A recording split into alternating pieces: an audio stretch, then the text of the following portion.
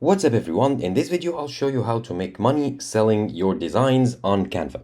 Now, to do so, you need to go to the Canva or create a Canva creator account other than the normal Canva website that you use to create designs.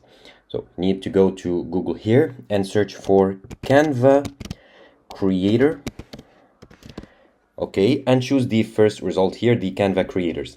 Now open this website.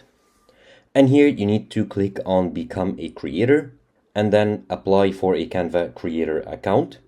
And here you're going to choose which kind of creator are you, if you are a designer, teacher, or for business. Let's say I'm a designer. Continue. And here you need to select which type of designs you want to do. Let's say social media designs. And now what's your level? Let's say I'm a senior. What's your interests? Let's say design trends, UX, UI designs. And then what is my goal? Let's say creative freedom. Continue. And here I need to fill in all those details. So my first name, last name, I would want to share a URL of my design, which is going to be like my portfolio, and my country. How did you know about Canva Creators Program, the language, and anything else?